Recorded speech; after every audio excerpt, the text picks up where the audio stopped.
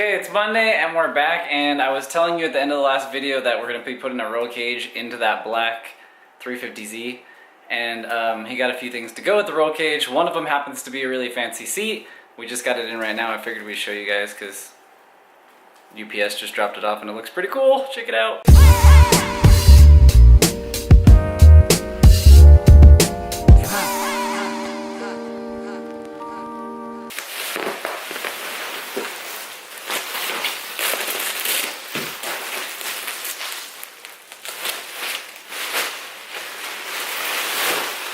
Super nice. Maybe I'll leave it in the packaging so nobody accidentally like gets it dirty with, you know, their hands or whatnot. But I bet that sucker's like super comfortable. Whoa. Hey, that'll be good for a tall guy too, because like it makes me feel like I'm really short.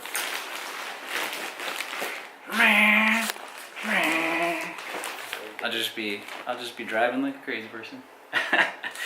Okay, I figured I'd give you a little update on this twin wastegate setup RSX that I'm doing here.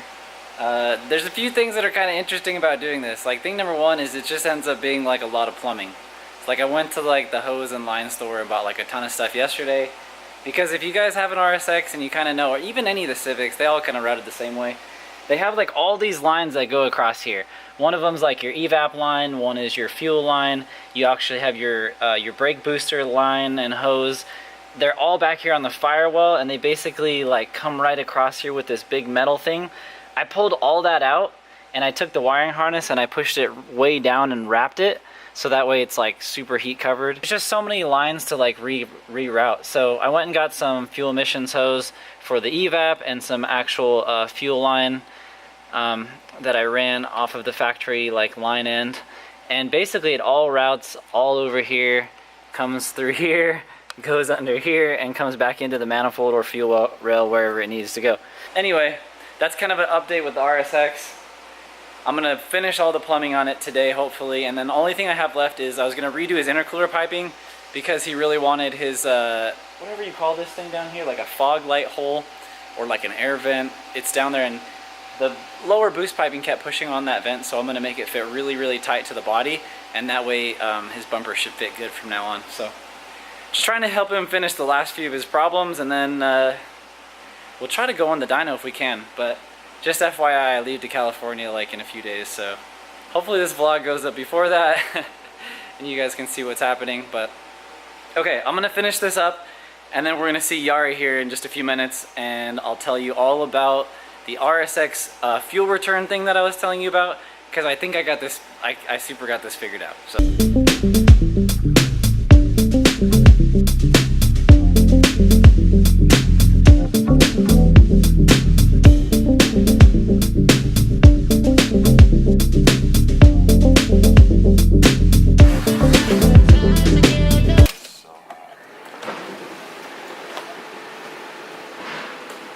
look at that sunroof action right there.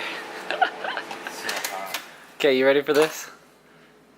What? We're gonna change and put your stock ECU in? Yeah. Okay, let's change that out right now, and then when we're driving to the store real quick, we'll explain to everybody what we're doing. We got the stock ECU back in for now. Oh, it is so dark you probably can't see anything. And we're gonna head to the store and get some fittings, but I thought it might be a good idea to explain my idea and see if you guys can understand what I'm doing. Yeah, hold on one second.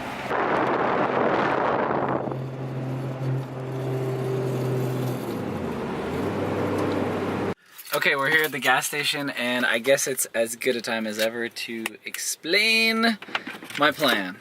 I get asked this question like a lot. Injector sizing. So obviously, you know, Yari's plan is to go turbo, so he's been buying stuff for it. And the biggest thing is, like, people always ask, like, hey, what size injector should I get? I only want to make like 300 horsepower or 400 horsepower or whatever. My next question is usually like, is that like the end of what you want to make, or is that the beginning? Are you just shooting for that for now, or are you trying to like shoot for higher later? And here's the thing, like back in the day, there used to be a lot of really sloppy, kind of like slow body moving, like injectors. The injectors used to suck super bad, and with them running kind of bad, they would waste a lot of gas, they wouldn't idle good. So like I I truly hated tuning on the old like 1000 cc's. Matter of fact, anything over about a 750 cc injector was pretty miserable for like an idle air fuel. You couldn't get them to idle lean enough to go like any kind of good gas mileage, right? So nowadays I think a lot of people are still under the assumption that that's like how things are. But it's super not like that anymore. With the Bosch coming out with the like stainless steel bodied injectors and the really fast moving, you know, motors or whatever's inside that moves up and down, if you can run them like 1000 cc at regular normal fuel pressure and you can like get them to idle at the same air fuel ratio as a factory car, then my opinion is I would go as big as I could because there's no downside. Like, so for almost the same price, Yard could have got 550, 650, 750s, or 1000 with minimal difference in cost. We went ahead and went with like a Bosch 1000 cc, and this injector is like probably my favorite because it's big, so it can, I mean, tons of horsepower can be made. On a 4-cylinder, you're probably good for 500 plus. On a 6-cylinder, like much more, obviously, because there are more cylinders and more injectors. But anyway, this is what I was thinking. We put his stock ECU in, which you just saw a minute ago, and I'm having him fill up his gas tank right now. We're going to reset his odometer. I'm going to have him drive around for the next couple of days, and we're going to try to get an accurate gas consumption, you know, like measurement. Basically, see how many miles per gallon he's getting now with the factory injectors and factory computer. And then we are going to put just gigantic injectors, these 1000 cc injectors, and we're gonna put the tunable computer back in it. I'm going to retune it, and I'm gonna like data log and check things and try to make it run as close to factory as possible. And we're gonna have to see like what the result is. Like, I believe, you know, with proper tuning, if I pay attention to all the stuff that I need to do and do a little work, I can get it to run really, really nice everywhere and feel completely stock and get stock type gas mileage on a huge injector. And then he'll be ready for boost, and everything will be good because he'll have plenty of fuel when the turbo hits. So we're basically gonna reset this trip meter right now, all the way down to 0. And then he'll drive it around for a few days, and then we'll basically get a really good estimate of what his factory gas mileage is, and then we can retune and we can see if we can match it. It's kind of massive. What are they made out of? This is 304 stainless. This is the good stuff. I just kind of wanted to show everybody what it looked like. That gigantic piping.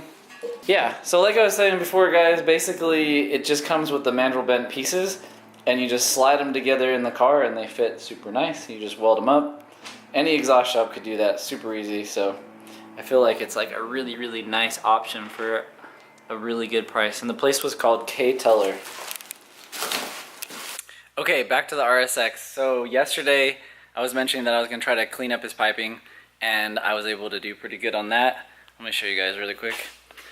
So this pipe just comes straight against the body, super nice. It won't hit his air duct here at all, and it'll just lay as tight to the body as possible, and that should be pretty good. Also, his blow-off valve flange, I was able to find a new weld-on flange, because his other one that he had was like super not good.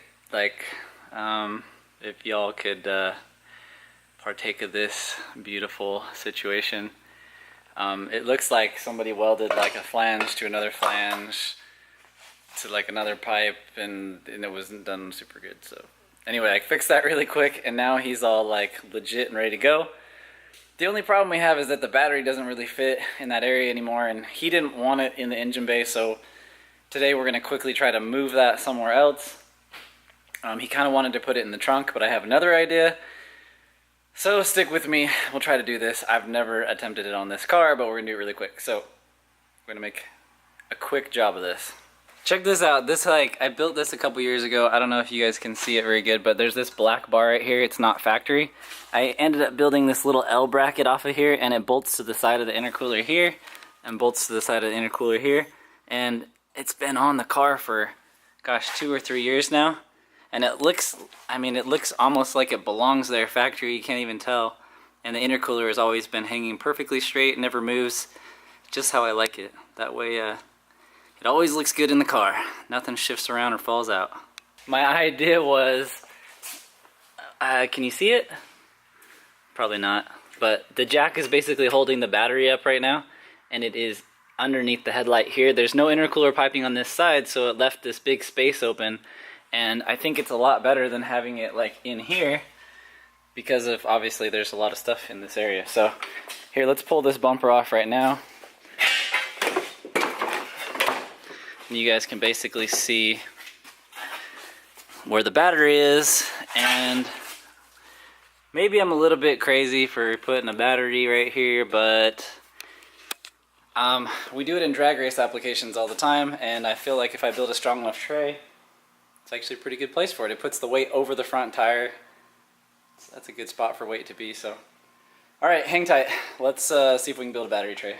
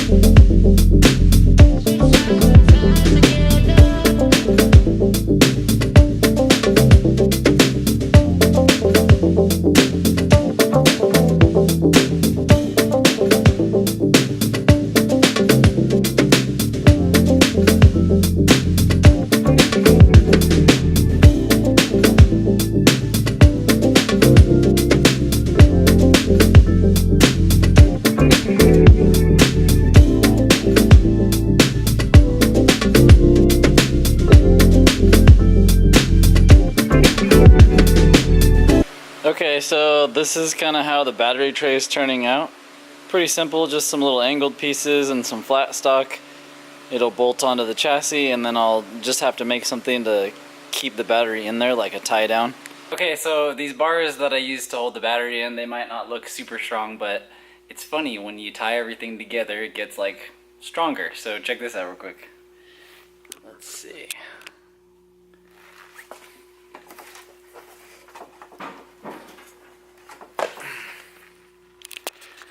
A little bit of flex, but not too much, and you know, I weigh more than a battery, I think, so I think he'll be just fine. And we still got one more support and a tie bar, so it's gonna get even stronger than that, but right now it'll already hold me, a full-grown dude, so it's pretty good.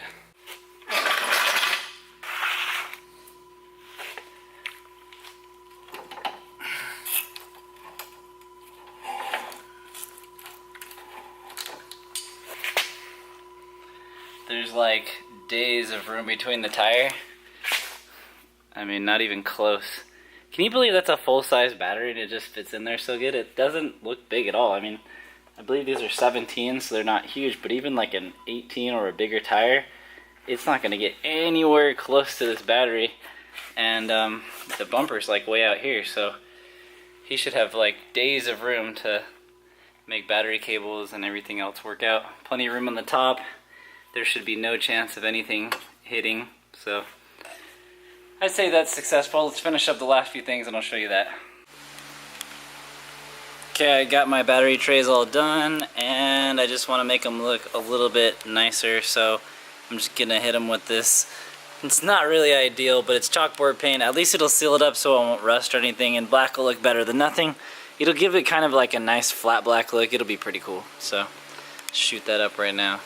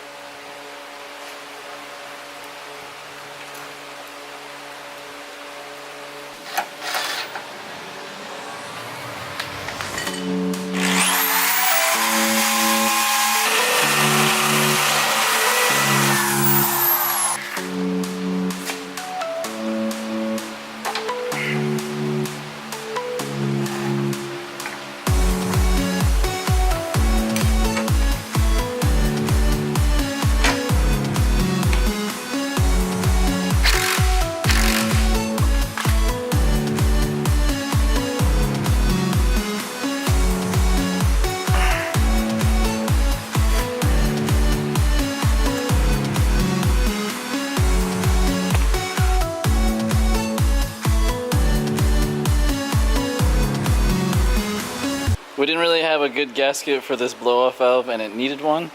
So we got this cool kinetic paper from the O'Reilly's. We're gonna cut out our own gasket. We'll see if that works, who knows. Okay, that worked out pretty good. A little kinetic gasket action. Should seal up that blow-off valve nicely. Almost done, almost done.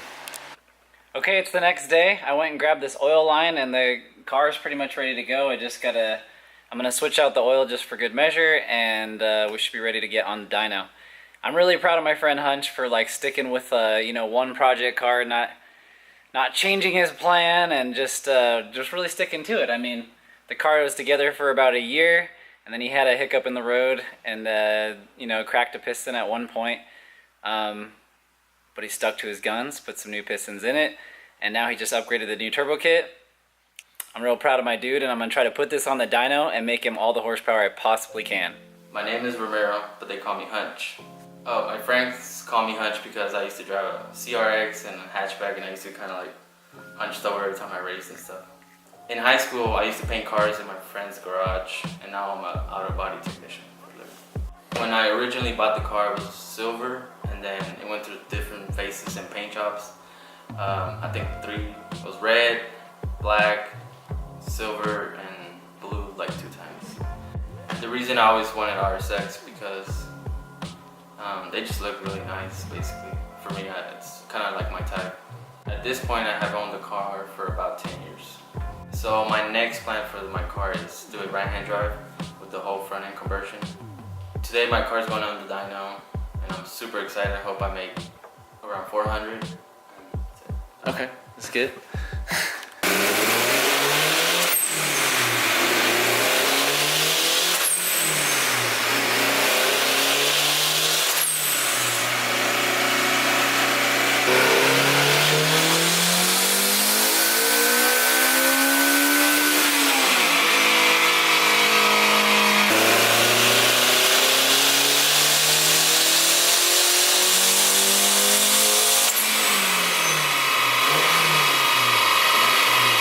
Okay, so we had a little bit of a disappointing end to Hunch's dyno tune. The car's fine, the turbo's fine, everything's fine, manifold's fine. The problem is that one of these 2 wastegates has a little bit of a sticky valve like right out of the box, and it's not closing all the way, so we can tell it's venting boost out of one wastegate. So the turbo would only achieve like 14 psi at the max, so we're kind of stuck like around 300 horsepower, which is not great.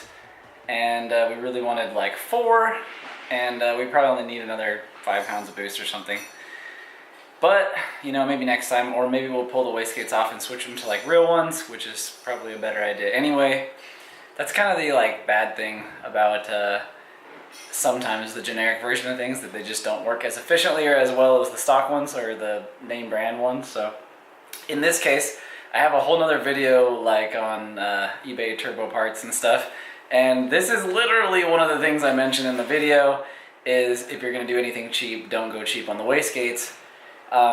This was one of those like times where we like pretty much had no choice, because he just needed to get the car back up and driving for now, and that's like all that was in his budget for the moment. So, you know, on his next couple paychecks, he'll buy some real ones probably, and then we'll go back on and make the right horsepower.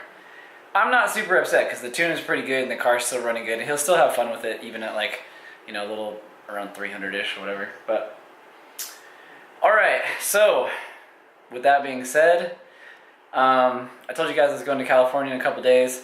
When I come back, there might not be a video for like, I don't know, 7 to 10 days, sorry about that. But when I come back, we're gonna test, we'll get the results from Yari's gas mileage. We're gonna quickly install his whole fuel system. I'm gonna show you how to do the fuel return line kit for like $150 plus whatever pump you want to get, and then I'm going to retune for the gas mileage and efficiency stuff, and we'll do an entire video on that. So alright, thanks for watching guys, and catch you in the next one.